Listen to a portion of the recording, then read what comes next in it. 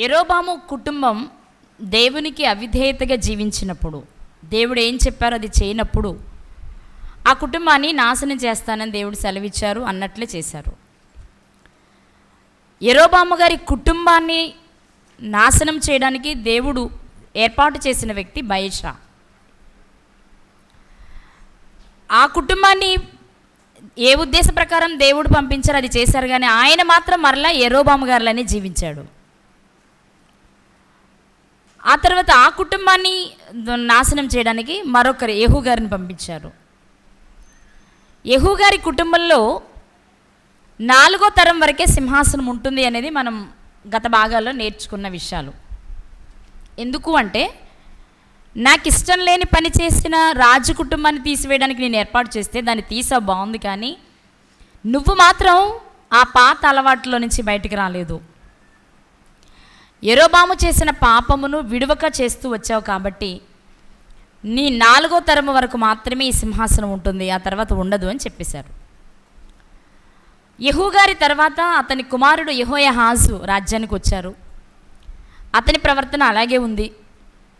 అతని తర్వాత యెహోయాహాజు కుమారుడు యెహోయాష్ వచ్చాడు. అతని ప్రవర్తన అలాగే ఉంది. ఇప్పుడు యెహోయాష్ తర్వాత వస్తున్న రాజు ఎవరు అంటే యెరోబాము. ఈ యెరోబాము గారు ఎవరు అంటే, ఇశ్రాయేలును పరిపాలించిన ఒక రాజు. ఈయనను 2వ యెరోబాము అంటారు. ఎందుకంటే మొట్టమొదటిగా వచ్చిన రాజు ఉన్నాడు కదా, ఆయనను మొదటి యెరోబాము అంటారు. ఈయనను 2వ యెరోబాము అంటారు.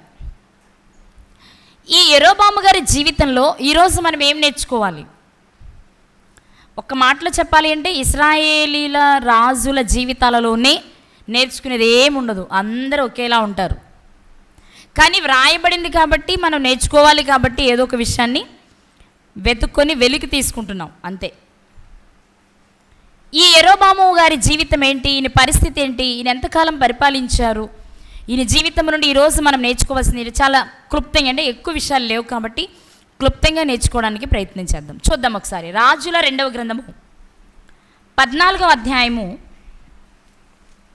23వ వచనం నుండి 29వ వచనం వరకు ఈయన చరిత్ర మనకు కనిపిస్తుంది. రాజుల 2వ గ్రంథము 14వ అధ్యాయము 23వ వచనము నుండి మనం చదువుకుందాం. యూదా రాజును యోవాషు కుమారుడునైన అమజ్యా ఏలుబడిలో 15వ సంవత్సరమందు ఇశ్రాయేలు రాజైన యెహోయాషు కుమారుడగు యెరోబాము షోమ్రోనులో ఏలనారంభించి 41 సంవత్సరములు ఏలెను. చాలండి. మనకు తెలుసు, ఇశ్రాయేలీలు 2 భాగాలుగా విడిపోయిన తర్వాత యూదా వారిని ఒక రాజు పరిపాలిస్తూ ఉన్నాడు, ఇశ్రాయేలీలను ఒక రాజు పరిపాలిస్తూ ఉన్నాడు. ఇప్పుడు మనం మాట్లాడుకునే 2వ యెరోబాము గారి ఇశ్రాయేలీలకు రాజుగా ఉన్న తరుణంలో అటువైపు యూదా వారికి ఎవరయ్యా రాజు అంటే అమజ్యా గారు. ఎవరు ఈ అమజ్యా అంటే యోవాషు గారి కుమారుడు. ఎవరు ఈ యోవాషు? యోవాషు గారు ఎవరు చెప్పండి అమ్మా. యోవాషు గారు ఎవరు? అతల్య గారి మనవడు. అతల్య గారి మనవడు యోవాషు కుమారుడు అమజ్యా ఇప్పుడు రాజ్యానికి వచ్చాడు. అంటే యూదులను అమజ్యా గారు పరిపాలిస్తూ ఉంటే ఇశ్రాయేలీలను ఎవరు పరిపాలిస్తున్నారంటే యెహోయాషు కుమారుడైన యెరోబాము పరిపాలిస్తున్నాడు. ఇతను ఎంతకాలం పరిపాలించాడు అంటే 41 సంవత్సరం పరిపాలించాడు. అంటే చాలా కాలమే. అంటే ప్రారంభంలో సౌలు గారు, దావీదు గారు, సొలొమోను గారు అలా తీసుకుంటే వాళ్ళు 40 ఏళ్ళు పరిపాలించారు. ఆ తర్వాత కాలంలో చూస్తే 20 ఏళ్ళు, 10 ఏళ్ళు, 2 ఏళ్ళు, నెలలు పరిపాలించిన వాళ్ళే మనకు కనిపిస్తారు. ఈ పీరియడ్లో చూస్తే ఒక రకంగా ఎక్కువ కాలం పరిపాలించిన రాజు అంటే మనం ఈయన పేరు చెప్పుకోవచ్చు. 41 సంవత్సరాలు పరిపాలించాడు. 41 సంవత్సరాలు పరిపాలించిన ఈ రాజు దేవుని దృష్టికి నచ్చిన పని ఏదైనా చేశాడా? ఎక్కువ కాలం కాబట్టి ఏదో ఒకటనే చేయకుండా ఉంటారా అనిపించవచ్చు మనకి. నేను అనుకుంటాను, ఇక యెహూ గారికి ఇచ్చిన పీరియడ్ అయిపోవస్తుంది. ఇతని తర్వాత ఇతని కుమారుడు పరిపాలిస్తాడు. అంతటితో 4వ తరం ముగిసిపోతుంది. కాబట్టి ఆ విషయాన్ని మనసులో పెట్టుకుని వీళ్ళు ఎవరైనా కాస్త మంచిగా బ్రతకడానికి ప్రయత్నం చేస్తారేమో అనుకుని ఈయన కొంచెం ఎక్కువ సమయం ఇచ్చుంటారేమో అనిపిస్తుంది నాకు, నా మనసుకి. ఎందుకు ఇంతకాలం ఇచ్చారు అంటే, ఇక ముగింపుకు వస్తుంది కదా, ఆ విషయం వాళ్ళకి ముందే చెప్పాను కదా, తండ్రి నుండి తాత నుండి వస్తుంది కదా, వాళ్ళందరూ నేర్పకపోయి ఉంటారా? ఆ విషయాన్ని మనస్సులో పెట్టుకొనైనా జాగ్రత్తగా బ్రతకడానికి ఒకవేళ ప్రయత్నం చేస్తారేమో అనుకున్న దేవుడు అవకాశం ఇచ్చారేమో అనిపిస్తుంది. కానీ ఈ అవకాశాన్ని యెరోబాము గారు ఏమాత్రము వాడుకోలేదు. వాస్తవంగా సింహాసనానికి రాగానే యెరోబాము గారు ఆలోచించవలసిన విషయం ఏంటి అంటే, బాగా వినాలి, ఆలోచించవలసిన విషయం ఏంటి అంటే, నిజంగా నేను ఎక్కడో ఉండవలసిన వాడను, దేవుడు ప్రేమించి, ఎందుకంటే ఎక్కడో ఉండవలసిన వాడంటే ఇశ్రాయేలీల్లో ఖచ్చితంగా తండ్రి తర్వాత కుమారుడే రాజ్యానికి వస్తాడని రూల్ లేదు. మనకు తెలిసినంత వరకు బయెషా గారి తర్వాత ఏలా గారు వచ్చారు, ఏలా గారి తర్వాత జిమ్రీ గారు వచ్చారు, జిమ్రీ గారి తర్వాత ఒమ్రీ గారు వచ్చారు. వాళ్ళేమి తండ్రి కొడుకులు కాదు, అందరూ ఎవరు పడితే వాళ్ళు వచ్చేవాళ్ళు రాజ్యానికి. అలాంటప్పుడు వీళ్ళ తరంలో అనగా యెహూ గారి నుండి చూస్తే యెహూ గారి కుమారుడు యెహోయాహాజు వచ్చాడు, యెహోయాహాజు కుమారుడు యెహోయాషు వచ్చాడు, యెహోయాషు కుమారుడు యెరోబాము వచ్చాడు. ఇప్పుడు ఆలోచించాలి, అసలు మా ఇశ్రాయేలీల వంశంలోనే తండ్రి తర్వాత తనయుడు వచ్చిన చరిత్ర లేదు. కానీ మేము వచ్చాము అంటే మా నాన్న అలాగే వచ్చారు, మా తాత అలాగే వచ్చారు అంటే దేవుడు ప్రేమించే కదా. ఈ అవకాశాన్ని నేను వాడుకోవాలి, నా తర్వాత నా కుమారుడు, అతని తర్వాత అతని కుమారుడు రాజ్యానికి రావాలి అంటే దేవునికి ఇష్టం లేనిది విగ్రహారాధన, దీన్ని నేను మానేయాలి. ఆయన ఇచ్చిన ఆజ్ఞల ప్రకారం నేను బ్రతికితే ఈ సింహాసనం ఉంటుంది. ఎందుకంటే అటువైపు యూదా రాజుల చరిత్రను చూసిన దావీదు గారి మనస్సును బట్టి దావీదు గారికి ఒక గోత్రమైనా ఉంచుతానన్నారు దేవుడు, ఉంచారు. అలాగే నేను బాగుంటే, నేను మంచిగా ఉంటే దేవునికి అనుకూలంగా నా సంతానము ఈ సింహాసనం మీద ఉంటుంది కదా అనే ఆలోచన యెరోబాము గారికి రావాలి. కానీ ఈయన ఎలా ఆలోచించాడు అంటే, యెరోబాము అనే పేరు నాకు పెట్టబడింది అంటే నాది సాధారణమైన పేరు కాదు. నా పేరు ఎవరిదనుకుంటున్నారు? మా పూర్వీకులలో మొట్టమొదటి రాజు పేరు నాకు పెట్టారు కాబట్టి మా తాతగారి పేరు అంటే ఆ పితరుడి పేరు నేను నిలబెట్టాలి అనుకుని ఉంటాడేమో. ఎందుకంటే ఆయన చేసిన పనులు చూస్తే అలాగే అనిపిస్తుంది. ఈ సింహాసనం నాకు దక్కింది అంటే అది దేవుని కృప.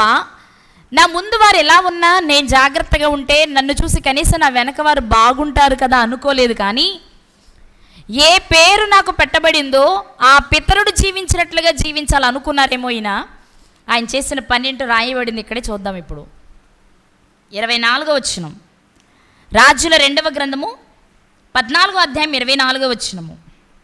ఇతడును ఇశ్రాయేలు వారు పాపము చేయుటకు కారకుడగు నెబాతు కుమారుడైన యెరోబాము చేసిన పాపములను విడువక అనుసరించి యెహోవా దృష్టికి చెడుతనము జరిగించెను.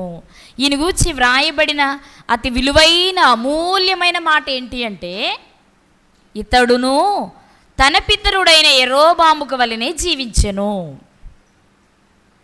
ఇశ్రాయేలీలందరూ పాపము చేయడానికి ప్రధాన కారకుడు మొట్టమొదటి ఎవరు అంటే యెరోబాము, మొదటి యెరోబాము. ఎలాగో అతడు నడిచిన మార్గములోనే అతడు చేసిన పాపములను విడువక చేస్తూ వచ్చాడట. నిజంగా అండి, దేవుడు కోరుకుంటుంది ఒక మనిషి నుండి ఇది కాదు. నీ పూర్వీకులు, నీ పితరులు ఎంత చెడ్డవారైనా, నీ తల్లిదండ్రులు కావచ్చు, నీ తాత ముత్తాతలు కావచ్చు, వారెంత చెడ్డవారైనా నీవైనా మంచిగా బ్రతికి దేవునికి మహిమ తేవాలని నిన్ను గూర్చి నన్ను గూర్చి ఆలోచిస్తున్నారు ఆయన. మా నాన్న మంచిగా బ్రతికాడేంటి, మా తాత శుభ్రంగా బ్రతికాడేంటి, వాళ్ళకి నేను ఏమైనా తీసిపోతానా, నేను వాళ్ళ వారసుని కాదా అన్నట్లు ఉండాలని కాదు. కానీ వాళ్ళు ఎలా బ్రతికినా నేను జాగ్రత్తగా బ్రతకాలి అని అనుకునేవారు ఆయనకిష్టం. కానీ ఈ యెరోబాము గారు చేసిన పనేంటి అంటే, ఇతని గురించి ఏ మంచి వ్రాయబడలేదు, కానీ ఆయన చేసిన చెడును గురించి దేవుడు వ్రాయించారు. ఏంటి ఆ చెడు అంటే, తన పితరుడైన యెరోబాము గారిని అనుసరించాడట. అంటే ఏం చేశాడు యెరోబాము గారు? ఏం చేశారు? 2 దూడలను చేయించి 2 వైపులా పెట్టించి ఎవరిని యెరూషలేమునకు వెళ్లకుండా అడ్డుకున్నాడు కదా. ప్రారంభంలో యెరోబాము గారు చేసిన పనేంటి అంటే, ఇదిగో మిమ్మల్ని ఐగుప్తు నుంచి తీసుకొని వచ్చింది ఈ దేవతే, ఈ దేవుడే, మీరు వీటినే పూజించాలి, యెరూషలేం వరకు మీరు వెళ్ళలేరు, మీకు అది కష్టమైన పని వద్దు అని ప్రజలను తన వైపు త్రిప్పుకోవడానికి 2 దూడలు, బంగారు దూడలను చేయించి విగ్రహారాధన వైపు నిలిపారు. అప్పటి నుంచి ప్రజలు విగ్రహారాధనలో మునిగి తేలారని చెప్పొచ్చు. అంతకుముందు లేదంటే ఉంది, కానీ ముందున్న పరిస్థితులు వేరు, యెరోబాము గారి కాలం నుండి ఉన్న పరిస్థితులు వేరు. ఎప్పుడైతే విగ్రహారాధనకు మొదటి స్థానం ఇచ్చి దేవుని ప్రక్కన పెట్టారో అది దేవునికి నచ్చలేదు. అసలు వీళ్ళు ఒక్కసారి వెనక్కి తిరిగి చూస్తే, యెరోబాము గారు మొదలుకొని ప్రతి వ్యక్తి జీవితాన్ని చూసుకుంటూ వస్తే ఎందుకు వీళ్ళు నాశనమయ్యారు, ఎందుకు వీరి తర్వాత సింహాసనం వారి పిల్లలకు లేదు అని ఆలోచిస్తే ఒకటే ఫైనల్గా వాళ్ళకి తేలేది. అదేంటి అంటే విగ్రహారాధన చేశారు, దేవుణ్ణి విడిచిపెట్టారు. ఈ కారణం చేతే దేవుడు శిక్షించారు, దేవుడు పనిష్మెంట్ ఇచ్చారు అని కనుక ఆలోచిస్తే ఆ తప్పు వారు చేయకుండానే ఉండొచ్చు. కానీ ఆలోచించట్లేదు, వెనక్కి తిరిగి చూసుకోవడం లేదు. దేవుడు గద్దింపునిచ్చినా స్వీకరించని స్థితిలోనే నాటి ఇశ్రాయేలు ప్రజలు ఉండిపోయారు. కాబట్టి ఈ యెరోబాము గారిని గురించి కూడా మనం ఆలోచిస్తే, మొదటి యెరోబాము గారి జీవితానికి ఏమాత్రము తీసిపోని విధంగా ఎన్ని భయంకరమైన పరిస్థితులు చూసినప్పటికీ మరలా ఆ చెడులో బ్రతకడానికి ఇష్టపడ్డారు. ఆ నాశనానికి కారణమయ్యే పరిస్థితుల్లోని జీవించారని చెప్పొచ్చు. మరి అతను అలా జీవిస్తున్నప్పుడు దేవుడు చూస్తూ ఊరుకున్నారా?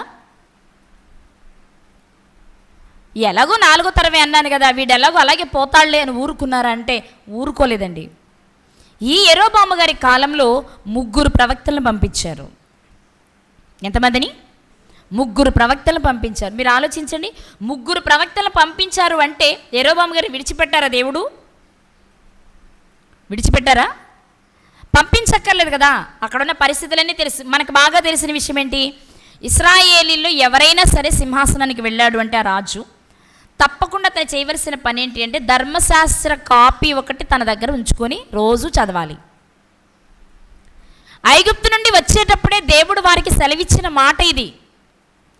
మీ సహోదరులే రాజులవ్వాలి, రాజులైన వారికి వివాహాలు అంటే ఎక్కువ మంది భార్యలు ఉండకూడదు, అలాగే రాజులైన వారు వెండి బంగారం సంపాదించుకోవడానికి ప్రయత్నం చేయకూడదు, అలాగే రాజులైన వారు గుర్రాలు సంపాదించడానికి ప్రయత్నం చేయకూడదని చెప్తూ దేవుడు చెప్పిన మాట ఏంటి అంటే ఖచ్చితంగా ధర్మశాస్త్ర ప్రతి ఒక్కటి మీ దగ్గర ఉంచుకొని దివారాత్రులు దాన్ని చదవాలి అని చెప్పారు. ఇప్పుడు ప్రవక్తలు పంపించక్కర్లా. ఇతను ఎప్పుడైతే రాజ్యం మీద సింహాసనానికి వెళ్ళాడో వెంటనే ధర్మశాస్త్ర కాపీ తన దగ్గరకు వస్తుంది కాబట్టి దాన్ని చదివితే చాలా ఈజీగా అర్థమయ్యే విషయం ఏంటంటే దేవునికి ఇష్టం లేని పని చేస్తే దేవుడు తీసేస్తాడు. పోని నువ్వు చదవలేవు, బద్దకించావు, ధర్మశాస్త్ర కాపీ తెచ్చుకున్నావు, నామమాత్రంగా పెట్టుకున్నావు, కానీ క్రియలు మాత్రం నువ్వు అలాగే జరిగించవు అనుకున్నా నీ ముందు వారిని చూసైనా నువ్వు ఆలోచించాలి. మంచిగా ఉన్నవారు ఎలా ఉన్నారు, ఎందుకున్నారు, చెడిపోయిన వారు ఎందుకున్నారు, అలా ఎందుకు చెడిపోయారు, ఏం చేశారు అనే విషయాన్ని నేర్చుకోవాలి. కానీ ఈ పని చెయ్యలేదు. అలాని ఇంత చెప్పినా ఇలాగే ఉన్నాడు కదా, వీడు చస్తాడులే అని దేవుడు వదిలేయలేదు. కానీ 3 ప్రవక్తలను పంపించాడు. 3 ప్రవక్తలు వచ్చి చెప్పినా మారలేదు అంటే ఇతని హృదయ పరిస్థితి ఎలాంటిదో మీరు ఆలోచించాలి. ఒక్క మాటలో చెప్పాలి అంటే వీరి హృదయం కఠినమైంది. ఏమైందండి? కఠినమైంది. ఎందుకు ఈ మాట అంటున్నాను అంటే మనకి ఐగుప్తు రాజు అయిన ఫరో తెలుసు, మోషే గారి కాలంలో ఉన్న ఫరో. ఒక్కొక్క అద్భుతాన్ని వాళ్ళు వెళ్ళి చేస్తున్నారు. మోషే అహరోను గారు చేసినప్పుడేమో అమ్మో మీ దేవుడే గొప్పడు అంటున్నారు. మరలా వాళ్ళు ఇంటికి రాగానే అతని మనసు మరలా కఠినమైపోతూ అలాగే ఉన్నట్లుగా మనం చూస్తూ వస్తాం. అదే స్థితిలో ఆయన జీవించినట్లుగా మనం గమనిస్తాం. అంటే వాళ్ళ హృదయ పరిస్థితి ఎలా ఉంది అంటే హృదయాన్ని కఠినపరుచుకుని వాక్యానికి చెవినీయని స్థితిలో వారు బ్రతుకుతున్నారు. దేవుని మాటకు చెవినీయని పరిస్థితి అన్నమాట. ఇక్కడ మనం ఇతన్ని చూస్తే 3 ప్రవక్తలు వచ్చారు. 3 ప్రవక్తల ద్వారా దేవుడి విషయాన్ని తెలియచేసిన వారి మాట వినలేదన్నమాట. ఇంతకు ఎవరు ఆ 3 ప్రవక్తలు? ఎవరు ఆ 3 ప్రవక్తలు అని ఆలోచన చేస్తే ఇక్కడే మనకు కనిపిస్తారు. 25వ వచనంలో ఒక ప్రవక్త, రాజుల 2వ గ్రంథం 14వ అధ్యాయం 25వ వచనంలో, గత్హేపెరు ఊరివాడైన అమిత్తయికి పుట్టిన తన సేవకుడైన యోనా అను ప్రవక్త ద్వారా ఇశ్రాయేలీల దేవుడగు యెహోవా సెలవిచ్చిన మాట చొప్పున. చాలండి, ఇక్కడ మనకు ఒక ప్రవక్త కనిపిస్తున్నారు, ఆయనే యోనా గారు. జనరల్గా మనకి యోనా గారు తెలుసు కదా. యోనా గారు తెలుసా మీకు? ఏ యోనా గారు తెలుసు? ఈ యోనా గారు తెలుసా? ఈ యోనా గారు తెలుసా? నినివేకి వెళ్ళమంటే తర్షీషుకు పారిపోయిన యోనా గారు తెలుసా? ఎవరు తెలుసు? ఆయనే ఈయనండి. ఆయన తెలిస్తే మీకు ఈయన తెలిసినట్టే. అంటే రెండు పేర్లు ఉన్నాయని ఆయన వేరు ఈయన వేరు అనుకుంటారేమో. ఇక్కడ మనకి ఎలా ఎలా కన్ఫర్మ్ చేసుకోవచ్చు అంటే ఆయన తండ్రి పేరు కనిపిస్తుంది. ఒకసారి చూస్తారా? యోనా గ్రంథము 1వ అధ్యాయము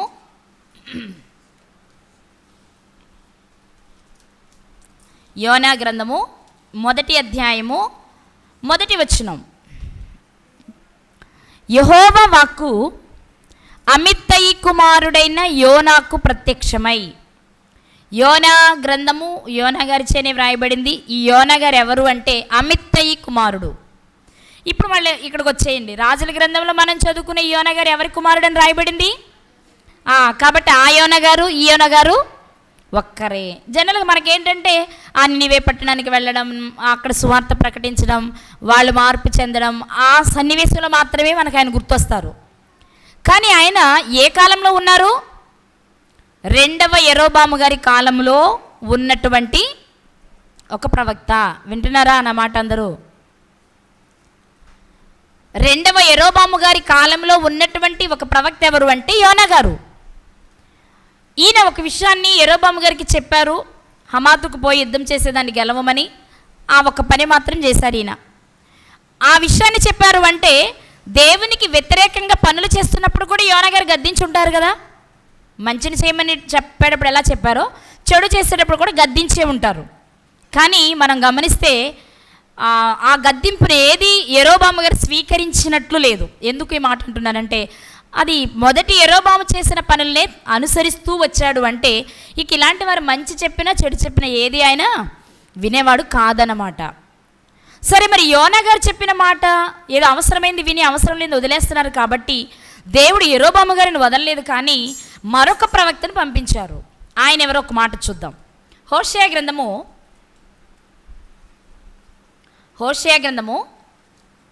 1వ అధ్యాయము 1వ వచనం. హోషేయ గ్రంథము 1వ అధ్యాయము 1వ వచనం. ఉజ్జియా, యోతాము, ఆహాజు, హిజ్కియా అను యూదారాజుల దినములలోనూ, అంటే యూదాని ఎవరెవరు నలుగురు పరిపాలించారు అప్పుడు. యూదాని పరిపాలించిన రాజులెవరు? ఉజ్జియా గారు, యోతాము గారు, ఆహాజు గారు, హిజ్కియా గారు. నలుగురు పరిపాలించిన కాలంలో అదే సమయంలో ఇటువైపు ఇశ్రాయేలుని ఎవరు పరిపాలించారు అంటే యెహోయాషు కుమారుడైన యెరోబామును ఇశ్రాయేలు రాజు దినములలోనూ బేరీ కుమారుడైన హోషేయకు ప్రత్యక్షమైన యెహోవా వాక్కు. చాలు. ఇప్పుడు చెప్పండి, యెహోయాషు కుమారుడైన యెరోబాము కాలంలో ఉన్న మరొక ప్రవక్త ఎవరు? హోషేయ గారు. ఎవరండి? హోషేయ గారు.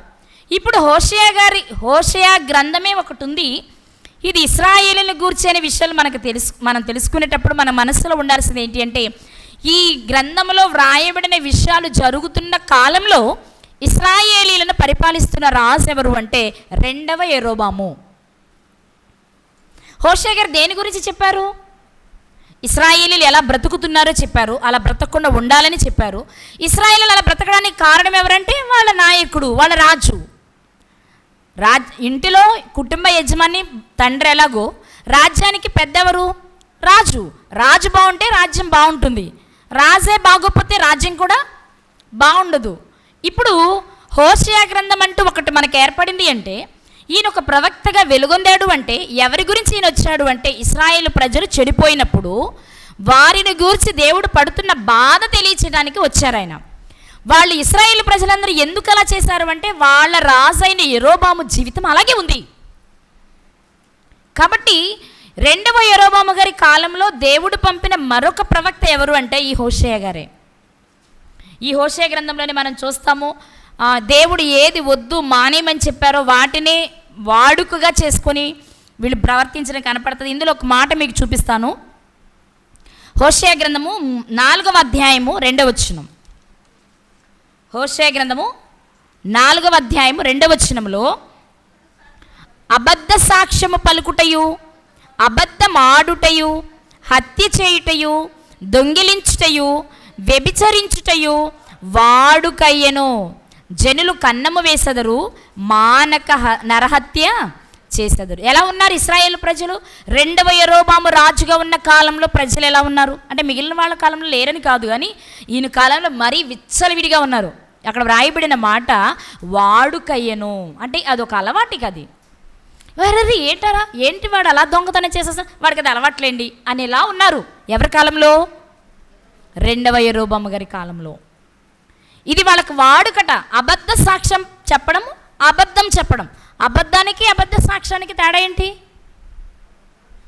అబద్ధం అంటే వాడు చెప్పాలనుకునేది కాకుండా ఏదో చెప్పడం, నిజం చెప్పకుండా అబద్ధం చెప్పడం.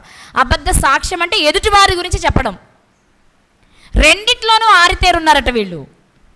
అబద్ధ సాక్ష్యం చెప్పడంలోనూ, అబద్ధం ఆడడంలోనూ, హత్య చేయడంలోనూ, దొంగిలించడంలోనూ, ఏం మిగిలిన్నాయి అసలు? 10 ఆజ్ఞలు ఏమైనా మిగిలిన్నాయా వీళ్ళు చేశారు అని చెప్పుకోవడానికి? అన్నీ చేసేస్తున్నారు. కారణం, వారి రాజు మంచిగా లేడు. రాజే సరైన పద్ధతిలో లేనప్పుడు, సరైన విధానంలో నడవనప్పుడు ప్రజలు ఎందుకు నడుస్తారు? ఈ హోషేయ గారు చెప్పిన మాటలు ఇంకా కిందకు వస్తే 8వ వచనంలో మాట చూడొచ్చు మనం. హోషేయ గ్రంథము 4వ అధ్యాయం 8వ వచనంలో, నా జనుల పాపములను ఆహారముగా చేసుకొందురు. ఏంటంట? ఇశ్రాయేలు ప్రజల ఆహారం ఏంటట అంటే, ఆ రోజు వ్యభిచరించకపోతే కడుపు నిండదేమో, ఆ రోజు దొంగిలించకపోతే కడుపు నిండదేమో. వాళ్ళ ఆహారమే పాపమట, పాపమునే ఆహారంగా చేసుకున్న కాలమట. ఇంత భయంకరమైన మాటలు ఇంకా ఏ రాజుల చరిత్రలోనూ కనబడవు మనకి, యరొబాము గారి కాలంలో తప్ప. ఆయన ఆజ్ఞని మీరినట్టు కనిపిస్తుంది, దేవుని బాధ పెట్టినట్టు కనిపిస్తుంది, కానీ అసలు జనులు పాపమునే ఆహారంగా, పాపమునే పానీయంగా జీవిస్తున్న వారు. అసలు బాల్యము నుండి వీడికి వాడుక ఇలాంటి పనులు చేయడం అనే పదాలు, కఠినమైన పదాలు ఎవరి కాలంలో వాడబడ్డాయి అంటే 2వ యరొబాము గారి కాలంలోనే. అలాగే విగ్రహాలతో కలుసుకున్నట్లుగా 5వ అధ్యాయం 4వ వచనంలో మాట చూడొచ్చు. హోషేయ గ్రంథము 5వ అధ్యాయం 4వ వచనంలో 2వ లైన్ చూద్దాం. వారిలో వ్యభిచార మనస్సుండుట వలన వారి యెహోవాను ఎరుగక ఉందురు. నిజంగా వాళ్ళకి దేవుడు తెలియదా? ఇశ్రాయేలు ప్రజలకు దేవుడు తెలుసా లేదండి?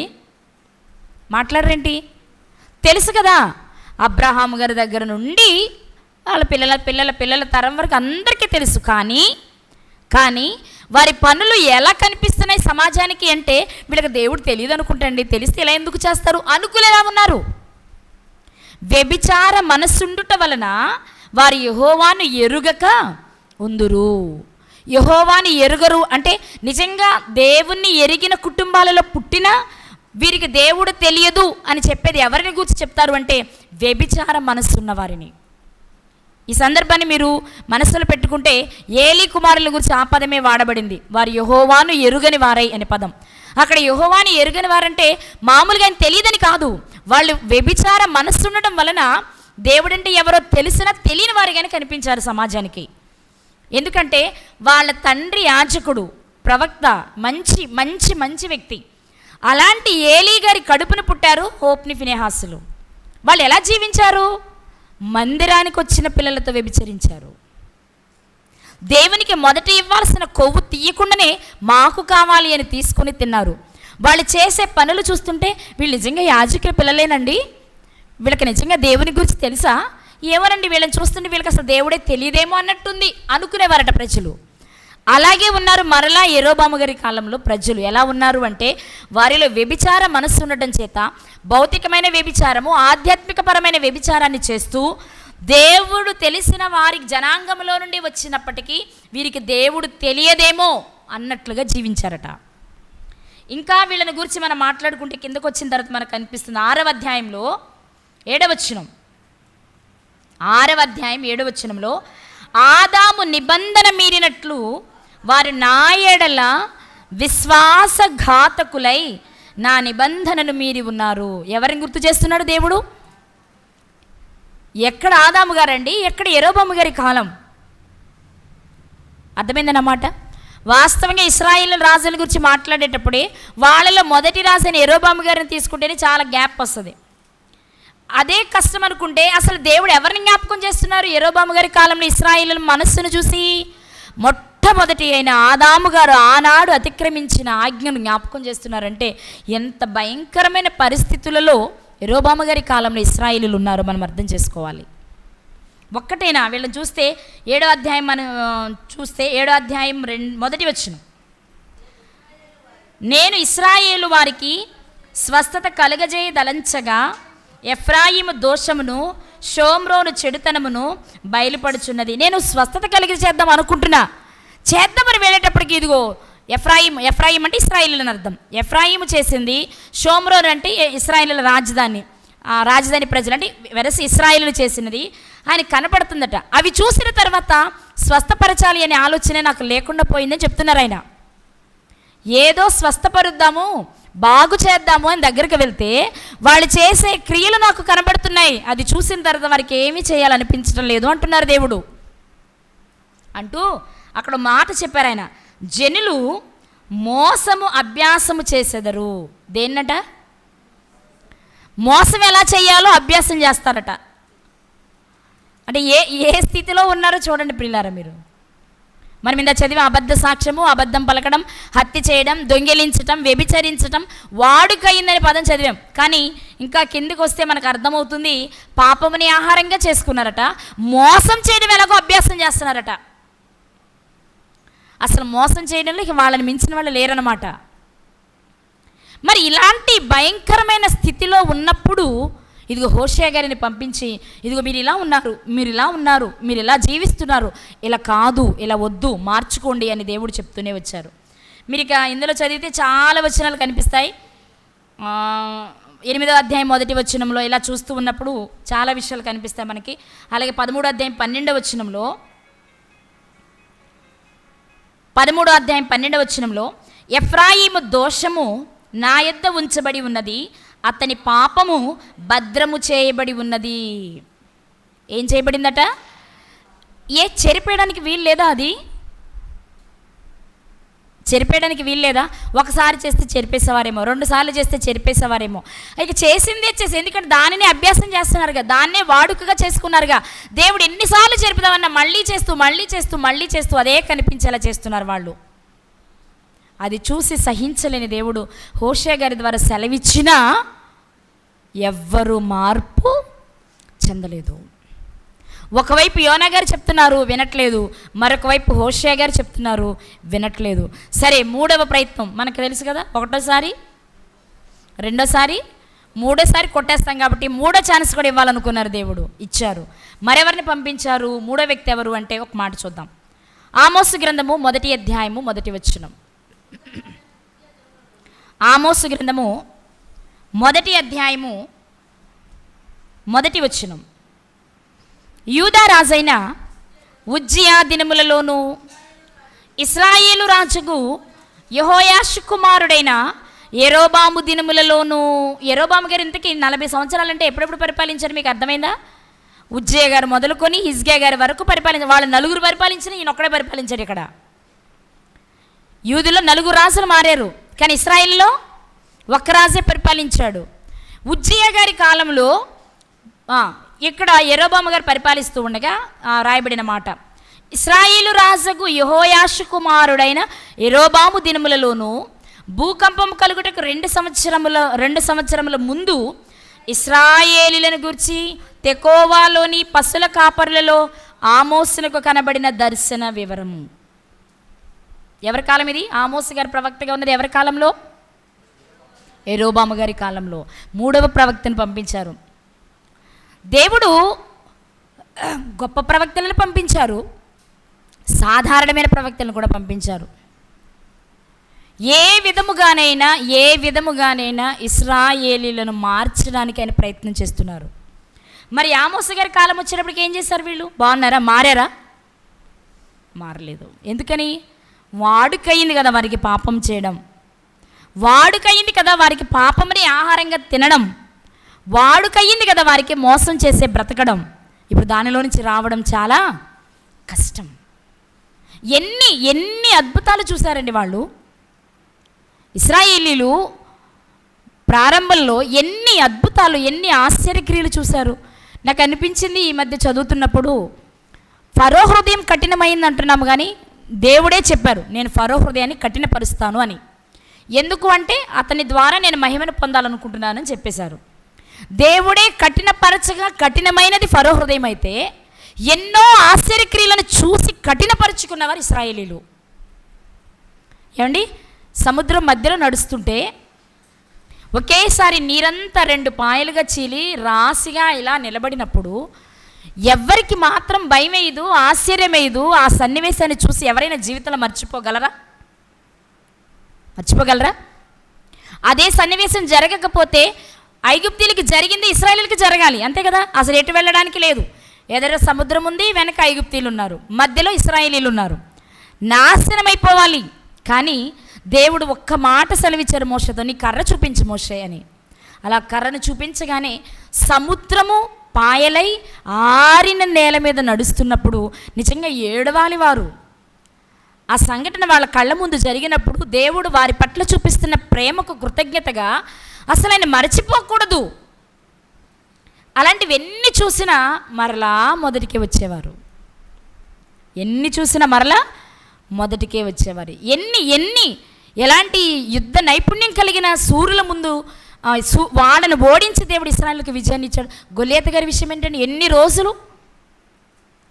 రోజులు తనను తాను కనపరుచుకొని విర్రవీగుతున్న తరుణంలో బాలుడైన దావీదు గారిని పంపించి విజయాన్ని ఇచ్చినప్పుడు విజయానికి కారణం దేవుడనే సంగతి వారికి తెలియదా? అమాలేకీలు ఒకవైపు యుద్ధానికి వస్తే, అమోరీలు ఒకవైపు యుద్ధానికి వస్తే, గొప్ప గొప్ప రాజులు సీహోను రాజుని, ఓగు రాజులను ఓడించి వస్తున్నప్పుడు ఆ సన్నివేశాలు వీరి మనస్సులో గుర్తుంటే అసలు దేవుని విడిచిపెట్టకూడదు. కానీ ఎలా ఉన్నారు అంటే ఎన్ని జరిగినా అప్పుడు మాత్రమే, ఆ తర్వాత మళ్ళీ అప్పుడే జరిగిపోయింది. అప్పుడే బయటికి రాగానే మేమైతే చక్కగా ఐగుప్తు దేశంలో ఉండగా మాంసం వండుకొని కుండల దగ్గరే కూర్చొని చక్కగా తినేవాళ్ళం, ఏది మంచి ముక్కో చూసుకొని. ఇప్పుడు ఇక్కడ ఏమైంది, మాకు ముక్కలు లేవు, కాకరకాయలు లేవు, కేకరకాయలు లేవు, కేర దోసకాయలు లేవు, ఏవి లేవు ఇవి లేవు, మాకు ఆహారం లేకుండా అరణ్యంలో చంపడానికి తీసుకొచ్చాం. ఈ మాట ఎలా అనగలిగారు? ఎర్ర సముద్రాన్ని పాయలు చేసి నడిపించిన దేవుడు ఆహారాన్ని ఇవ్వలేనివాడా? దప్పికైతే ఈ అరణ్యంలో దప్పికతో చంపడానికి తీసుకొచ్చేవారు, దాహాన్ని తీర్చలేడా? పోనీ ముందు ఒకవేళ నువ్వు కోరుకున్న ఆహారాన్ని పెట్టి నువ్వు కోరుకున్న దప్పికను 25 లక్షల మంది దాహాన్ని తీర్చిన దేవుని గొప్పతనం ఇశ్రాయేలు ప్రజలకి ఎప్పటికీ అర్థం కాలేదు. వాళ్ళకి అర్థం కాలేదు అనుకుంటున్నా, కానీ మనకేమర్థమైంది? మన జీవితంలో ఎన్ని ఆశ్చర్యకార్యాలు ఆయన మన జీవితాల్లో చేసేది కాదా? మన కుటుంబాల్లో చేసేది కాదా? అసలు మనం ఇప్పుడు ఉండవలసిన వారమా? ఏమండి, మనం ఇప్పుడు ఉండవలసిన వారమా? మనకున్న బలహీనతలు, మనకున్న అనారోగ్య పరిస్థితులు, మనకున్న పరిస్థితులను చూస్తే నిజంగా ఈ పాటికి ఎప్పుడో మనం వెళ్ళిపోవాలి కాలగర్భంలోనికి. కానీ ఇంకా ఉన్నాము అంటే ఆయన కృపే. అలానే దేవుణ్ణి ఏ రోజైనా నా ఈ స్థితికి కారణం నీవే ప్రభా, నీ కొరకు నేను ఏం చేయాలని ఏ రోజు అని అడుగుతున్నామా? ఆయన ఇచ్చింది అనుభవిస్తున్నామే కానీ నాకు ఇన్ని ఇచ్చావు, ఎందుకు ఇచ్చావు, ఇప్పుడు నేను ఏం చేయాలి నీ కొరకు, నేను ఎలా బ్రతకాలని నువ్వు కోరుకుంటున్నావు ప్రభా, నువ్వు కోరుకున్నట్టు నేను జీవిస్తానయ్యా, నా నుండి నువ్వు ఆశిస్తున్నది ఏంటో, నీ కోరిక నేను తీరుస్తానయ్యా అనేవాళ్ళు ఎంతమంది ఉన్నాం మనం? ఫరో హృదయాన్ని దేవుడే కఠినపరిచాడు, కానీ ఇశ్రాయేలు తమ హృదయాన్ని తామే కఠినపరుచుకున్నారు. ఈరోజు క్రైస్తవులు చేస్తున్నది కూడా మనం అదే పని. పేరుకే క్రైస్తవులం. ఇబ్బంది వస్తే దేవుడు కావాలి, కానీ ఇబ్బంది నుంచి బయటపడిన తర్వాత అందరూ ఎలా ఉన్నారో నేను అలాగే ఉన్నాను అనుకుంటున్నావు. రేపు అందరూ వెళ్ళే చోటుకి వెళ్తావా? మరి నిత్యరాజ్యం వద్దా నీకు? కావాలి అంటే దేవుడు సెలవిస్తున్న మాట ఒకసారి వినాలి ప్రియులారా. దేవుడు ఇశ్రాయేల్ ప్రజలను ముఖ్యంగా యెరోబాము గారి కాలంలో హెచ్చరించడానికి కారణం ఏంటి అంటే, వారి రాజు బాలేదు, ప్రజల పరిస్థితి బాలేదు, విచ్చలవిడిగా ఉన్నారు. అలాంటి తరుణంలో దేవుడు యోనా గారి ద్వారా, ఆమోస్ గారి ద్వారా, హోషే గారి ద్వారా ఎన్నో విషయాలు, ఇదిగో మీ పరిస్థితి బాగాలేదు, మీరు ఇలా ఉన్నారు, మారండి అని తెలియచేసిన చెప్తారులే, ఈ చెవితో విని మరో చెవితో వదిలేసి భయంకరమైన జీవితాన్ని జీవించారు. మరి వదిలేశారా? దేవుడు వదిలేశారా? ఇవ్వవలసిన 3 అవకాశాలు ఇచ్చారు. బాబు నీకు 3 ఇచ్చాను రా, కొట్టేస్తున్నాను అన్నారు. వెంటనే మనకు తెలుసు అష్షూరు రాజు యుద్ధానికి వచ్చాడు. ఇశ్రాయేలుని చెర తీసుకొని యూదుల కంటే ముందు ఇశ్రాయేలు చెరలోనికి వెళ్ళిపోయారు. ఎందుకు అంటే దేవుడిచ్చిన మాటకు లోబడి జీవించడం వారికి చేతకాక. దేవుడు అనుకుంటారు, యరొబాము నిన్ను బాగు చేయాలనుకున్నాను రా, నీ తర్వాత సింహాసనం ఉంచాలనుకున్నాను రా, నువ్వు మారుతావని, నీ పిల్లలు మారుస్తావని, ఈ సింహాసనాన్ని నీ పిల్లలకు ఉంచాలని నేను అనుకున్నాను. కానీ నువ్వేం చేసావంటే నీ తెలివి తక్కువతనంతో నేను ఇచ్చిన అవకాశాలు వాడుకోవడం చేతగాక ఎంతమందిని పంపించినా వారి మాట వినే స్థితిలో నువ్వు లేకపోవడం వలన ఇదిగో నీ తర్వాత మీ తాతగారికి ఇచ్చిన మాట ప్రకారం నీ కుమారుడు కూడా రాజ్యానికి వస్తాడు. ఆ తర్వాత చాలా కష్టమే. అతి త్వరలోనే మిమ్మల్ని నేను అష్షూరు చెరలోనికి పంపించేస్తా. అవునండి, ఆ రోజు రాజ్యాలు కాబట్టి పొరుగు రాజుల వారికంటే పెద్ద రాజుల చేతిలోనికి వెళ్ళిపోయారు. కానీ మరి ఈరోజు మన పరిస్థితి ఏంటి? దేవుడిచ్చిన మాటకు లోబడి మనం బ్రతకకపోతే, దేవుడు ఎన్ని అవకాశాలు ఇచ్చినా మనం వాడుకోకపోతే, ఆయన ఇప్పుడు నన్ను ఏం చేయట్లేదు కదా, నాకు ఎలాంటి శిక్ష విధించలేదు కదా, నేను బాగానే ఉన్నాను కదా నువ్వు అనుకుంటున్నావేమో. కానీ నువ్వు చేసే ప్రతిక్రియ అది మంచిది కావచ్చు, చెడ్డది కావచ్చు, ఆయన రాసుకుంటున్నారు. ఒకరోజు నీకు తప్పకుండా తీర్పులోనికి వస్తే ఆ రోజు తప్పించుకోవడం మన వల్ల ఈరోజు తప్పించుకోవచ్చు. ఇప్పుడు నేనే ఉన్నాను, అబ్బా మీరు ఇలా ఉండండి, ఇలా ఉండండి, మారు మనసు పొందండి, బాప్తిసం తీసుకోండి, బాప్తిసం తీసుకున్న వారు ఇలా బ్రతకండి నేను చెప్పొచ్చు. నా గోల పడలేక నన్ను తప్పించుకొని మీరు తిరగవచ్చు, లేదా నా మాటకి మీరు మాట్లాడడం వేసి దాటవేయచ్చేమో. కానీ ఆయన చేతిలో పడి తప్పించుకోవడం మాత్రం ఎవరి వల్ల? జీవము గల దేవుని చేతిలో పడుట భయంకరం. ఆ రోజు ఎవరు తప్పించలేరండి. ఎందుకంటే ఎంతో హృదయ వేదన చెందిన దేవుడు ఆ రోజు పనిష్మెంట్ ఇస్తారు. పనిష్మెంట్లోకి వెళ్ళాము అంటేనే ఇంతకాలం ఒక 60, 70, 80, 90 సంవత్సరాల జీవితం మనకిచ్చి 90 సంవత్సరాల జీవితంలో ఎన్నో భయంకరమైన పరిస్థితుల్లో నుంచి మనల్ని బయటకు తెచ్చి దేవా నిన్ను బట్టే నేనున్నాను అని చెప్పుకునేలా ఉండాలని ఆయన చూస్తూ ఉంటే, ఆయన ప్రక్కన పెట్టి మన పనుల్లో మన పరుగులు తీస్తూ ఉంటే, ఈ లోకమే శాశ్వతమైన పరుగులు తీస్తూ ఉంటే ఆ రోజు ఎంత బాధపడుంటారు ఆయన, లేక ఆయన ఎంత ఏడుస్తున్నారు నువ్వు గుర్తించవా? ఆ రోజు ఆయన పడిన బాధకు ఒకరోజు నువ్వు బాధపడే పరిస్థితి ఉంటుంది. ఆయన ఏడిపిస్తే ఆయన ఊరికే ఉంటారా? ఈ రోజుల్లో చిన్న పిల్లల్ని చూడండి, పెద్దోళ్ళదు చిన్న పిల్లల్ని చూడండి, ఊరికి ఎలా ఒకటేయండి వెంటనే వేసేస్తున్నాడు. మనం ఎందుకు కొట్టే మనకు అక్కర్లేదు. మనం ఒక దెబ్బేస్తే వెంటనే తిరిగి చిన్నపిల్లలు కూడా మనుషులమయ్యండి, చిన్నపిల్లలమయ్యండి, వీరే ఒక మాట అంటే తిరిగి మాట అంటున్నారు, ఒక దెబ్బేస్తే తిరిగి దెబ్బేస్తుంటే నువ్వు ఆయన ఏడిపిస్తూ ఉంటే ఆయన ఎలా ఊరుకుంటారు? నువ్వెంత ఏడిపించినా ఏదో ఒకరోజు ఆయన గుర్తించి ఆయన దగ్గరకు వస్తే పర్వాలేదు. కానీ ఆయన అలాగే నువ్వు వదిలేస్తే చూసి ఆయన కూడా నీ చేయి విడిచిపెట్టేస్తాడు. నీ చేయి విడిచిపెట్టిన తర్వాత నువ్వు భయంకరమైన ఆయన చేతిలోనికి వెళ్ళిపోతావు. ఆయన పట్టుకున్నంత వరకు బాగుంటుంది, కానీ ఆయన పట్టుకుని నడిపిస్తే బాగుంటుంది, కానీ ఆయన చేతుల్లో పడడము అంటే శిక్షకు వెళ్ళడమే. అది చాలా భయంకరమైంది. ఒకసారి ఆలోచన చేయండి. ఈరోజు యరొబాము గారి జీవితం ద్వారా దేవుడు మనకు నేర్పిస్తున్న విషయాలు ఏంటి అంటే, తన పూర్వీకులందరూ నడిచిన మార్గంలోనే తాను నడిచాడు. అందరూ వెళ్ళిన చోటుకే తాను వెళ్ళే ప్రయత్నం చేశాడు. కానీ ఈరోజు దేవుడు మనకు తెలియచేస్తున్నాడు, మా నాన్నకు వాక్యం తెలియదు కదండి, మా తాతకు వాక్యం తెలియదు కదండి, వాళ్ళు బ్రతికినట్టే నేను బ్రతుకుతాను అనకూడదనే నీకు సత్యాన్ని తెలియచేశాడు. నువ్వెంతమందికి చెప్తున్నావు, ఎంతమందిని మారుస్తున్నావు? ఒకసారి ఆలోచన చేయండి. నీ జీవితం లేక నా జీవితం ఎదుటివారికి మాదిరికరంగా లేకపోతే, వారి జీవితాలు మార్పుకు తగినట్టుగా మన క్రియలు కొనసాగకపోతే దేవుడు తప్పకుండా శిక్ష విధిస్తారు. ఇప్పుడు బాగున్నావు అనుకోవద్దు, ఇక్కడ నువ్వు హ్యాపీగా ఉండొచ్చు, ఇక్కడ నువ్వు ఆరోగ్యంగా ఉండొచ్చు, ఇక్కడ నువ్వు బాగా సంపాదించుకొని ఉండొచ్చు, ఇక్కడ అన్ని రకాలుగా బాగున్నావేమో, కానీ ఒకవైపు నువ్వు దేవుని బాధ పెడుతున్నావనే సంగతి మర్చిపోవద్దు. నాలాంటి అనేక మంది చేత దేవుడిని హెచ్చరిస్తున్నప్పుడు నవ్వుతూ దాన్ని కొట్టేస్తున్నావా, ప్రేమతో స్వీకరించి చేయడానికి ప్రయత్నం చేస్తున్నారు? ఒకసారి ఆలోచించండి. యరొబాము గారు చేసిన పని చదువుకున్న మనం ఒకసారి ఈ మాటలు చదువుకొని ముగించుకుందాం. రాజుల 2వ గ్రంథము 14వ అధ్యాయము 27వ వచనం చదువుకుందాం. 26, 27. ఏలయనగా అల్పులేమి ఘనులేమి ఇశ్రాయేలు వారికి సహాయులెవరునూ లేకపోయిరి. ఎందుకు సహాయకులు లేకపోయారు? వాళ్ళకి మనుషులుగా మనకి ఎవరైనా సహాయం చేయాలి అంటే ఆ మనస్సును దేవుడు ఇవ్వాలి వారికి. మన మనస్సును బట్టి, మన క్రియలను బట్టి ఎదుటివారు మన పట్ల జాలి కానీ, ప్రేమ కానీ, సహాయం కానీ అందించాలి అంటే ఆ మనసు ఎవరు కలిగించాలి? దేవుడు కలిగించాలి. మరి వీళ్ళకి సహాయకులే లేకపోయారు అంటే దేవుని మనస్సు గెలిచి పొరుగువారి సహాయాన్ని పొందగలిగే స్థితిలో యెరోబాము గారి కాలంలో ప్రజలు లేరు, రాజు లేడు, ప్రజలు లేరు. కాబట్టి వీరికి సహాయకులు ఎవరూ లేకపోయారట. యెహోవా ఇశ్రాయేలు వారు పొందిన బాధ ఘోరమైనది అనుకునేను. అరే, నేను ఎన్ని రకాలుగా వీళ్ళని మార్చుదామని చూసినా నా మాటే వినకపోయారు. ఇక వీరి బాధ ఘోరమైనది. ఈ బాధను తీర్చేవారు ఎవరు ఉండరు. మనం చదువుకున్నాం. యెరోబాము గారి కాలంలో భూకంపానికి ముందు ఆయన ప్రవచించినట్లు ఆమోస్ గారు మనం చూసాం. అంటే యెరోబాము గారి కాలంలో ఇంచుమించు ఏం జరిగింది? భయంకరమైన భూకంపం వచ్చింది. ఏం జరిగిందండి? భయంకరమైన భూకంపం వచ్చింది. మనం చదివాం కదా, మీరు అలా చూస్తున్నారేంటి? ఆమోస్ గ్రంథంలో చదివేమా?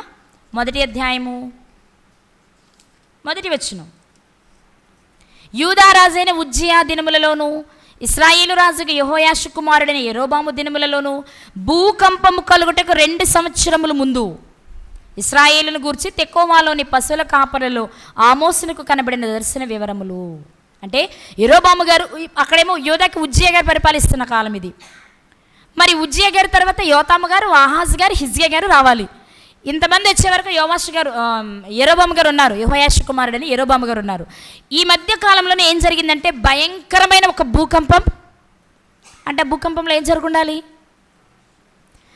భూకంపం కలుగుటకు 2 సంవత్సరాల ముందు అని ప్రత్యేకంగా వ్రాయబడింది. అంటే యెరోబాము గారి కాలంలో వచ్చిన భయంకరమైన భూకంపం మన దృష్టిలోకి రావాలి. ఎందుకు వచ్చింది అంటే ప్రకృతి వైపరీత్యాలు. ఎందుకు అంటే మనిషి చేసిన పాపానికి దేవుడు ప్రకృతిని వాడుకుంటారు. సునామీలు వచ్చేది అందుకే, తుఫాన్లు వచ్చేది అందుకే, భూకంపాలు వచ్చేది అందుకే, పర్వతాలు కొండలు విరిగి చర్యలు పడిపోవడం అంతే. ఇవాళ కేరళలో చూస్తున్నాం మనం. అంటే మీరు మంచోళ్ళని అనొద్దు. ఎక్కడ పాపం పరిపక్వానికి వచ్చి పండుతుందో అక్కడ అంచెలంచెలుగా ధ్వంసమైపోతూ ఉంటుంది. అక్కడ మంచివాళ్ళు లేకపోయారంటే ఉండొచ్చు, కానీ పర్సంటేజ్ తక్కువై ఉంటుంది. యెరోబాము గారి కాలంలో భయంకరమైన భూకంపం వచ్చింది. కారణం దేవుని మాటకు విధేయులు కాని పరిస్థితి. ఆ సందర్భంలో ఆమోస్ గారు ప్రవచించారంటే, ఇదిగోరా బాబు, 2 సంవత్సరాల భయంకరమైన భూకంపం రాబోతుంది, మీరు చేసిన పాపాన్ని బట్టి మార్చుకోండి అని చెప్పుంటారు ఆమోస్ గారు. కానీ ఆ మాట వినే స్థితిలో ఎవరు?